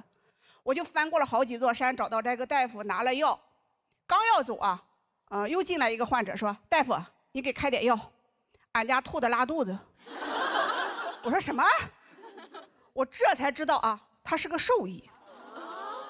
就回家的路上啊，我一边翻山，我一边想，你说我好歹也是上过学、读过几年书的人，我怎么就翻不过城建的这座大山呢？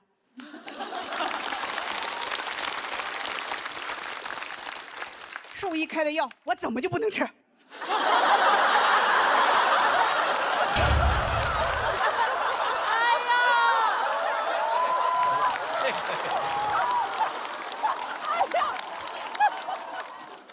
兔子能吃，我就能吃。我狠起来，连兔子都吃。万一好使呢？第2年我又生了个女儿。其实这些年哈，我看着我婆婆带着我小叔子一家人节衣缩食的给俩儿子买房攒彩礼，我心里就偷着乐。没有了，开玩笑的啊，有时候也笑出声。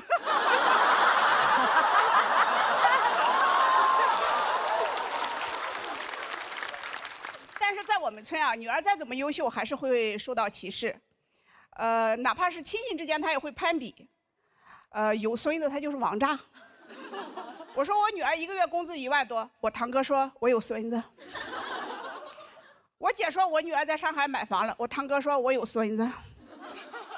我姐说我也有个孙子，我堂哥说我有3个孙子。我说你累得跟个3孙子似的。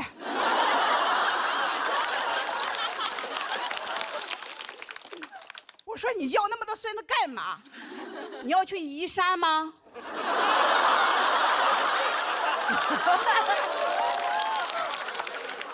成建这座大山靠孙子他是搬不走的。我堂哥气的哈，噌的一下就站起来，指着我说：“你连个儿子都没有，你是啥？”我也噌的一下站起来，我说：“我是女王陛下。”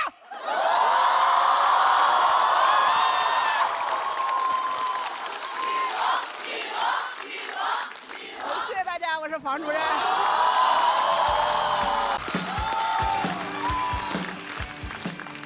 就大家好，我是朱大强。就是大家可能观众也普遍会觉得嘛，我们脱口秀女演员多多少少都对男生有那么一点点小意见。其实也不是，我还挺喜欢男的，就是真的就是所有男的里面，我有一个最喜欢的亚种，就是老头。我太爱了，真的，老头真的有点太好了，他们。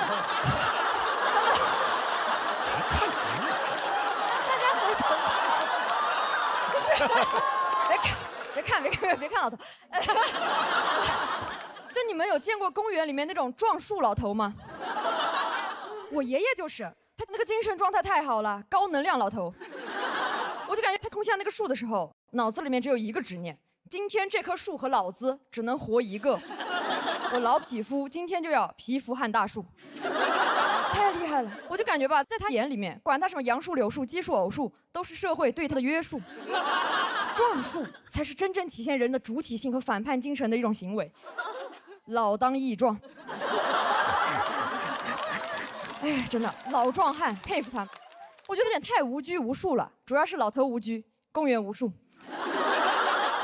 我觉得吧，应该利用一下我爷爷的高能量，就是让他发配海南或者东南亚，发挥一下余热，让他去撞椰子树，对吧？你还能撞出一些肉眼可见的成果。撞完以后呢，我们搞一个新的椰子树品牌，叫做椰树牌椰汁。广告语我也想好了：爷撞树，爷爷的爷爷，爷爷头上的包，从小撞到大。对，广告就很健康。哎，我觉得撞树真的有可能是越撞越健康，越撞越长寿的。你们想一下那个寿星公，对吧？头上有个包，手里有个桃，桃怎么来的？他撞出来的。就只管去撞就好了，寿命和桃都包有的，包有的。我又真的有点活得太自由了，热天嘛，就会把自己那个老头背心卷起来，挂在自己的胸口，卷得很复杂，卷的是一种介乎于 bra 和项链之间的复杂款式，就是跟现在那种流行的老前锋背道而驰，老没前锋。我真的不是很能理解这种穿搭，你要穿不穿的干什么呢？真的不理解。我说爷。你每次那个老头背心，你在这里挂一小块干什么？我爷说不能脱，我脱下来放在哪里被别人偷走了怎么办？谁会偷啊？我爷那个老汗衫真的，他已经穿出一种那种下垂感。如果真的有小偷稀罕这种东西啊，偷回去还偷回去那个贼窝，还得偷偷藏起来，不然会被别的贼质问。我们不是什么违法分子吗？你这当什么变态小子？就算真的被偷，那又会怎么样呢？我偷过，我爷爷都没发现。哎，我上一次就是听说有人衣服被偷就造成严重恶劣后果的，还是织女。你们想对吧？织女在凡间丢了一件衣服，突然就在凡间获得了一个家庭，回不去了。哎，我爷爷啊，居然他有着天蓬元帅的身材，但是居然有仙女同款的担忧啊！我不理解。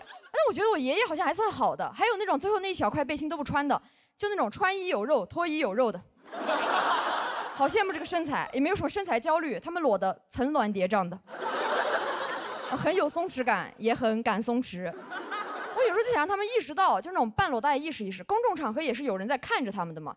我就搞一些那种街拍裸大爷的活动，每次见一个拍一个，见一个拍一个。我有一次遇到一个大爷，我朝着他举镜头的时候吧，想唤醒一点那种公众羞耻感，结果我发现他不仅没有羞耻感，他还有一点镜头感。因为我拍他的时候，他朝着我努了努嘴，他在那里。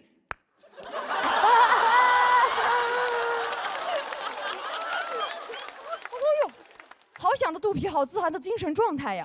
我感觉我不如弄一个什么时尚杂志，收录一下这种大肚老男人的自信魅力时刻。杂志的名字我也想好了，叫做《男人不装》。然后再发行一些海外版，叫做《白花花公子》。有点太自由了，就感觉那是什么老头的2个自由点。那个自由点怎么不用那个黑色塑料袋给它包一下子呢？对吧？所以应该包起来的自由点。而且就有时候跟他讲说是多穿一点这种话讲是没有用的，因为他有一种那种超绝钝感力，他完全不内耗。我每次跟他讲什么他听不到，因为他耳朵背，但是嗓门大。耳朵越背，嗓门越大，这2者就那种相辅相成、相互促进。我参观过我爷爷跟别人吵架，就他骂别人的时候嗓门超大，别人一骂他，他在那里啊，哎呦，我就感觉这种钝感力真的太好了，有时候真的会给我一些启发。我2次出门在那着急化妆呢，结果看见我爷爷，我那个摊着个大肚皮在那个小区广场上面晒太阳，我远远一看，我说哎呦，海豹，好松弛呀。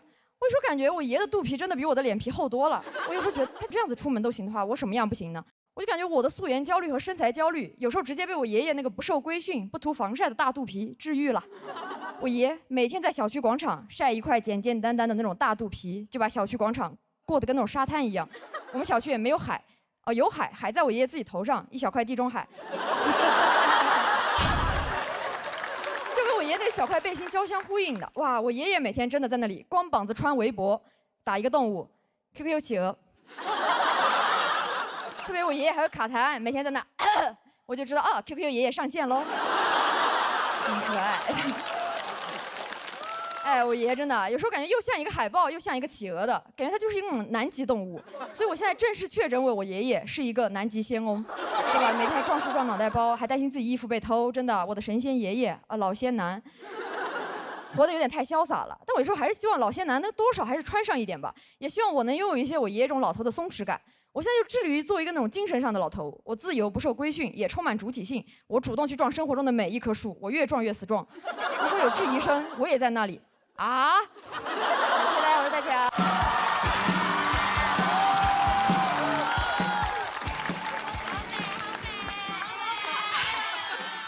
其实我呀，也不是一开始就这么成熟美丽的。大家好，我是西西啊。今天我来主要是想跟大家坦白一个事情，就是我曾经呢是一名文艺青年，我当得太早了。我高中就喜欢大斌老师了，真的，那会儿高考动员会，老师问我们，你们以后都想去哪里呀？同学说清华、北大，我说大理、拉萨。老师很生气，说，那你以后能做什么工作呀？我说我能当作家、主持人、民谣歌手、酒吧掌柜、黄金左脸。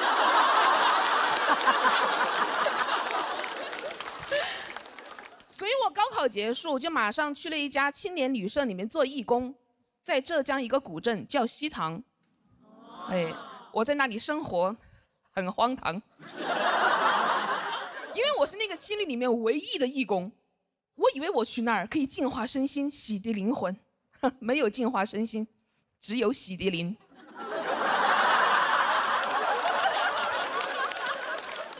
我每天除了打扫房间，最重要的工作就是跟客人玩狼人杀。同学打电话问我西塘人多吗？我说狼人挺多的。然后那会儿大斌在西塘开了一家自己的酒吧，叫大斌的小屋。嘿嘿，真有同道中人啊！我特地就去那里朝圣了。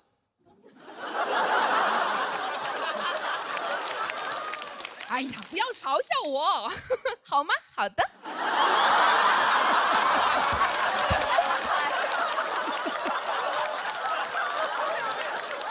去过的人都知道啊，就那个酒吧，它有一个环节，就是让每一个观众轮流讲出他自己的故事。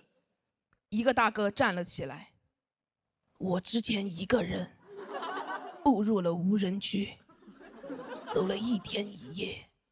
以为自己要死了，这时候，一头牦牛走了过来，亲了亲我的额头。我知道，我要见到神明了。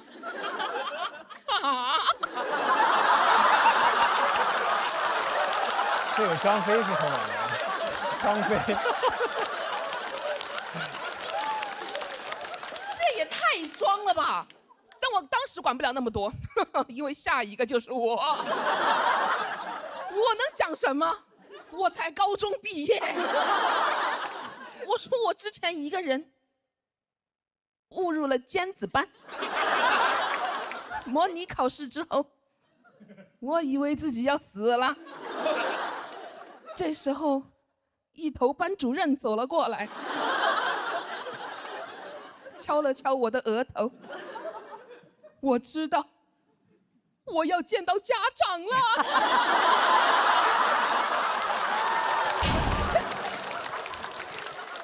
我当时在那个青旅里面待了1个月左右，认识了很多来自全国各地的客人，基本上都是背包客、骑行的和大学生，搞得我当时一度以为是我们青旅有规定，不能接待有钱人。我在那认识了很多人，没有一个正常人，他们都在朋友圈里卖佛珠，最近开始卖盲盒，买了一个，打开是佛珠。当时有一个光头哥啊，在我们青年旅社里面常住，他头上没毛，但他脸上全是毛，他留络腮胡，我当时乍一看，以为他头长反了。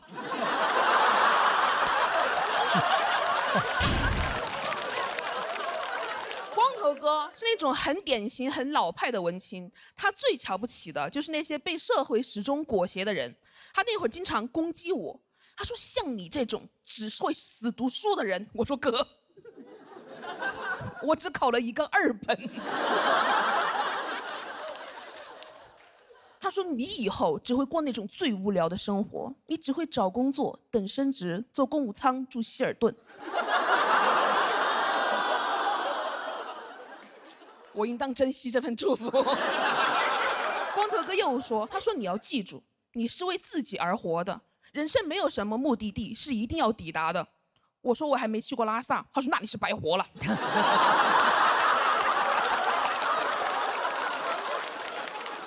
所以我大2那个暑假就决定要进藏。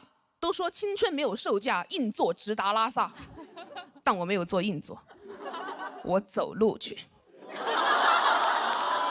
我是一边走路一边搭车了，还好吧，主要是搭车了。哎呀，走路太累了。我只是喜欢当文青，我又不喜欢运动。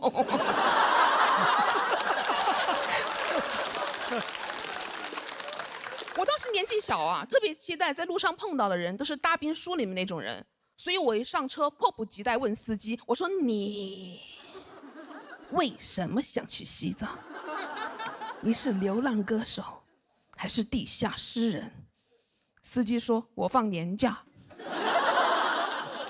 我说：“那你逃离原生家庭？”他说：“没有。”我说：“那你感情受挫？”他说：“没有。”我说：“那你肯定有抑郁症？”他说：“不想做就滚下去。”我的小嘴巴就闭了起来。我意识到这个车里啊是禁止文艺的，这不是一辆文艺之车，这是一辆汽车。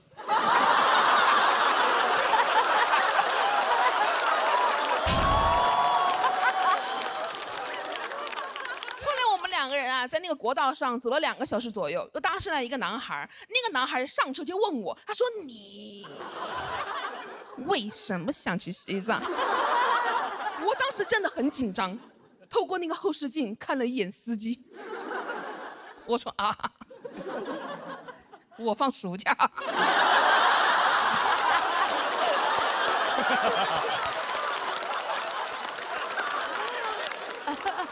那个男孩说：“我之所以想去西藏，他离滚下去不远了。我之所以想去西藏，是因为我之前一个人误入了无人区，走了1天1夜。”我说：“哎，好耳熟啊！”我还没说话，司机也坐不住了。司机说：“这个开头听了7、8遍，这无人区怎么人山人海的呀？”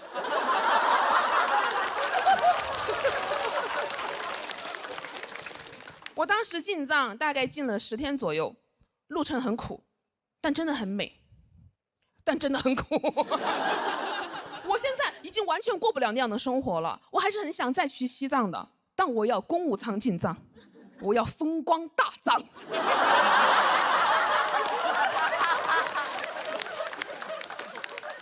你们也能听出来，以前的我呢是没苦硬吃，现在的我没钱硬花。但很多改变呢，就是在不知不觉之间就发生了。前2年我跟光头哥又见了一次面，在西塘那个青年旅社里面，距离我跟他第一次见面已经过去10年了，一切都变了。他结婚了，有了小孩，还有了一份稳定的工作。但我能看出来有些东西没有变，他还是没有长出头发来。我当时特别想跟他说，乖，摸摸头。那天晚上我跟他在青旅里面聊天聊得很晚，光头哥说要走，我说你要去哪里啊？他说哦，单位给我在附近订了希尔顿。我当时看着他离开的背影，没有忍住开口问他，你不是说人生没有目的地一定要抵达吗？他没说话，但他的手机发出声音，您的专车已经抵达上车点。谢谢你们。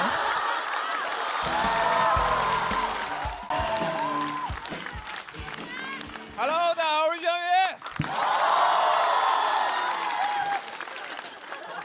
先磕了一下，好尴尬呀！哎呀，然后第2年录节目了，然后确实还是不是那么适应。然后去年录完之后吧，然后就接了很多乱七八糟的工作，每次去都让我聊哲学，但我就是个本科生的水平，给我感觉是去答辩的。问我说：“翔宇，你怎么理解尼采？”我想说我没有选修这门课，尼采我都是在网上看的，我都怕说出来过不了查重，直接学术造假把我抓起来。我后悔，知网恢恢，疏而不漏。还有，因为我说我是应届生嘛，就老师让我代表年轻人，甚至有次非要宣传我是青春南大。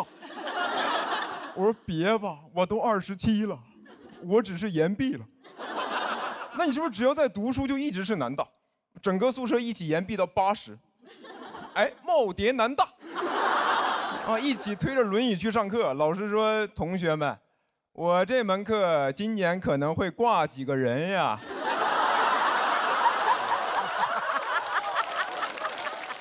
我之前还去录过一个节目，主题就让我聊这个青年与中年，然后跟我对谈那个嘉宾是一个中年文艺老登，不是马老师啊，是我，那个人才是真的奇葩，我跟你说。当时我一进去，然后那人在那喝水，我说老师，您这个杯子挺漂亮的。他说哦，我在日本买的，我之前是在日本留学，从小就比较喜欢日本文化。现在也没事就会飞东京去浅草散散步，谁问你了？谁问你了？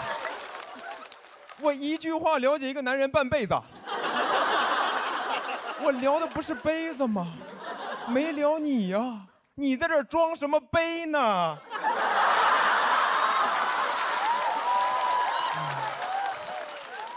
后来又聊到那种什么中年爹味儿的话题，他就又来了。能理解你们年轻人，爹肯定是不好。我年轻的时候呀，你听哥一句劝，你懂我意思吧？太诡异了，就是一个老登在教你面对青年困境。我的困境不就是你造成的吗？那种感觉怎么说呢？就相当于你在一个山东的饭桌上听主陪大聊女性主义。这我都懂，孔子、孟子。上野千鹤子，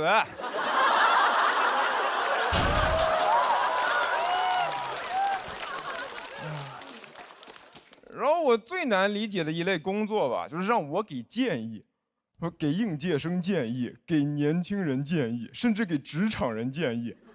我一个刚毕业的本科生，天天到处给人建议，我成专家了。妈咋的，本生专呀？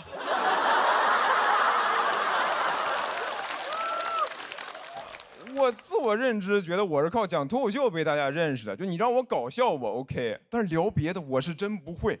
哎，我是真的很难理解，为什么现在人在一个领域取得成就，你就可以掺和其他领域？你像现在很多人火了之后就会出书。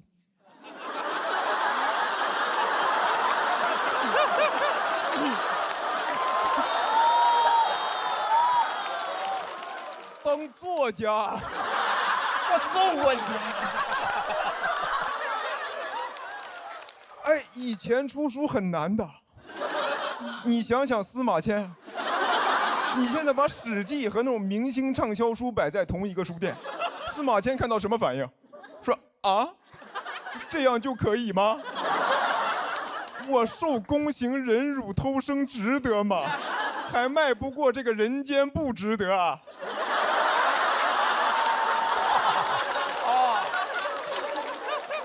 他难道比我还切中要害吗？哎呀，我发现真的很多成功人士的建议都是废话。我看了很多，我发现无论是谁啊，给的建议里面一定都有一条，就是不要老是玩手机，多阅读，多生活。我又不傻，我知道阅读跟生活是好事，做起来没那么容易的。你没有试过在地铁早高峰看书吗？那书你都打不开。你想看只能这么举着，就这么努力，在古代得是个举人。旁边的人看着都觉得这人疯了吧，2号线犯贱。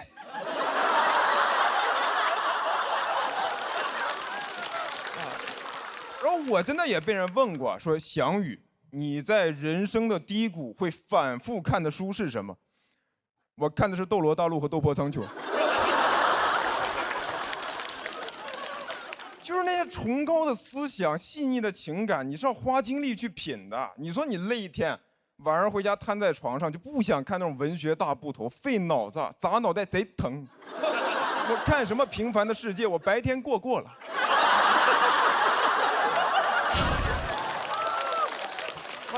你说你要是被领导、客户大骂一顿以后，你是看《卡拉马佐夫兄弟》，花60页。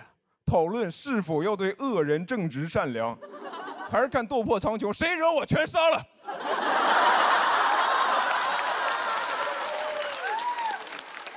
你看现在大家都喜欢看这个短剧、爽文，那不还是因为现实生活很多问题解决不了吗？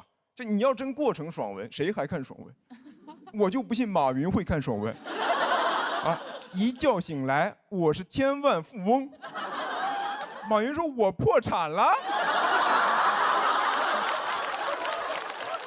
哎呦，这种苦难文学，在这消费痛苦，不看，太压抑了，还是过我平凡的生活吧。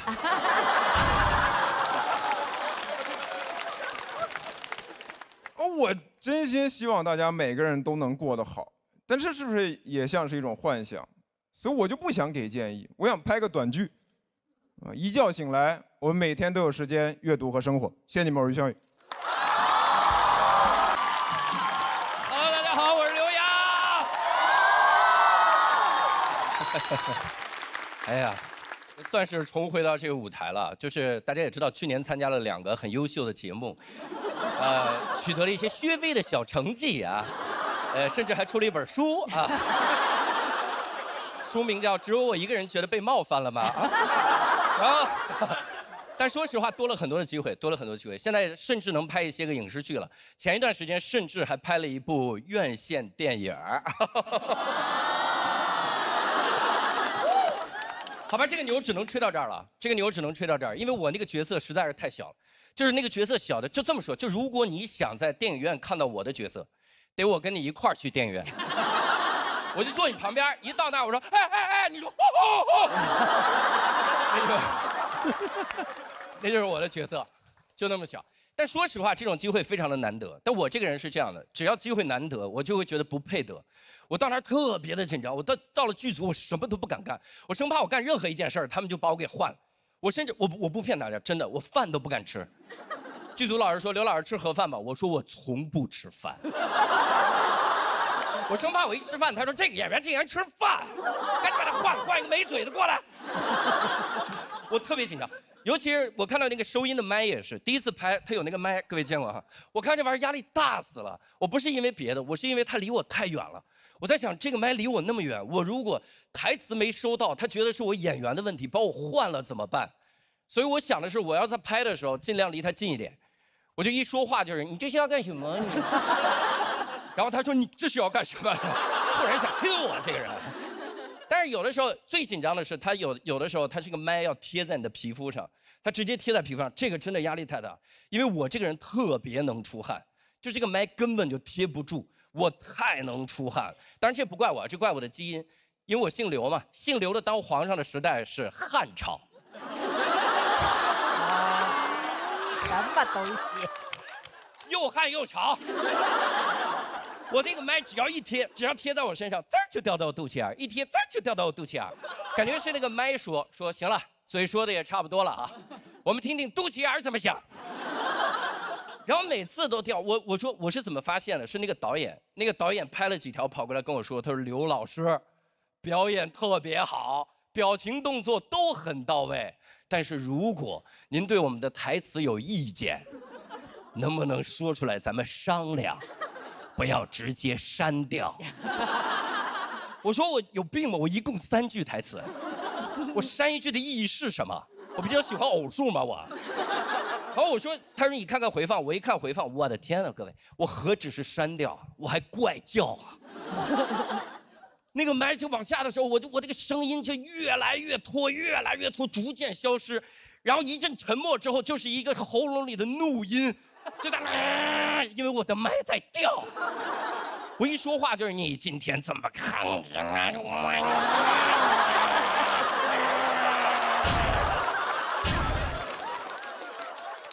之所以有喉咙里那个声儿，是因为我的肚子在叫，我肚子在叫是因为我没吃饭，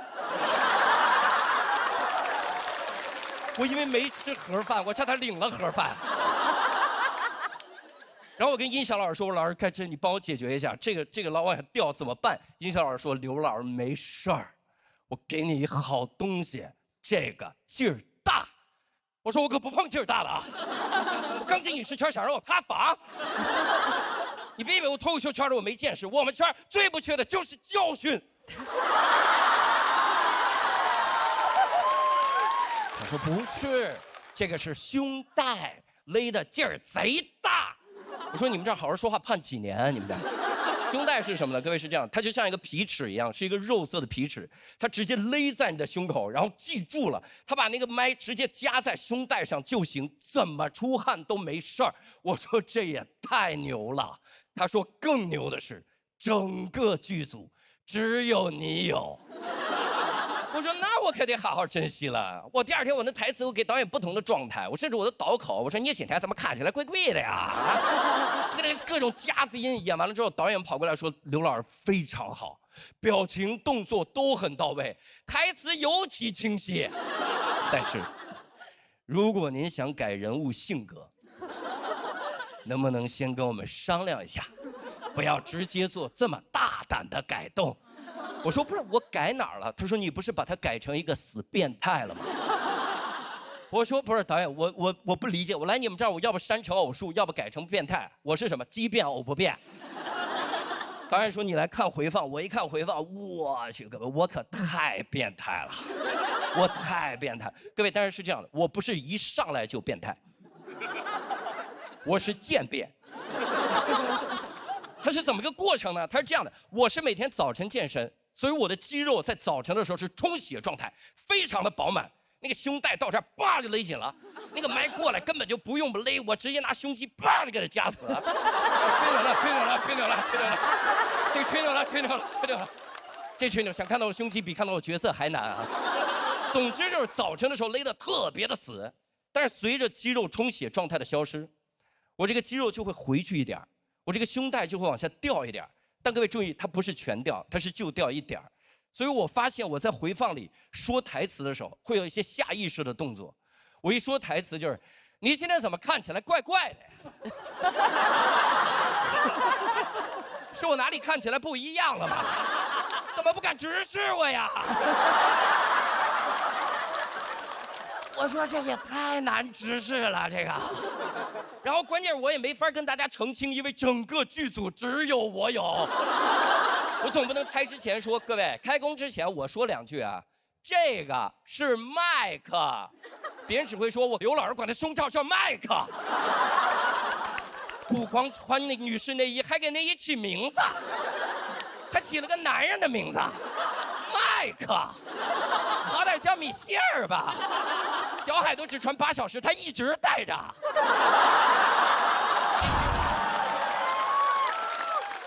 我跟一翔老师说，老师，你看这米歇尔的问题能不能给解决一下？一翔老师说，我真没办法了，要不然就这样，我再给你找2根胸带，你把它搭在肩上，就不会掉了。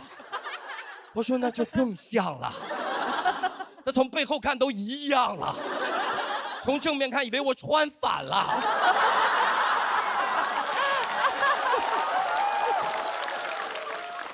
我不行就买一个穿吧，我就，这里面至少还有海绵把我汗吸干净了。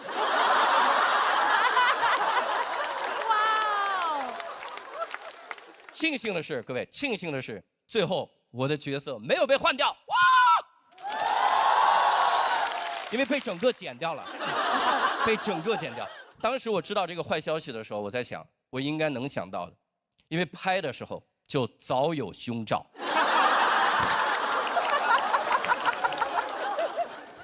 当时，但也不能告诉各位哪个电影啊，也无所谓了，剪完了，大家也不知道是哪个电影。反正我现在一支荔枝就哭。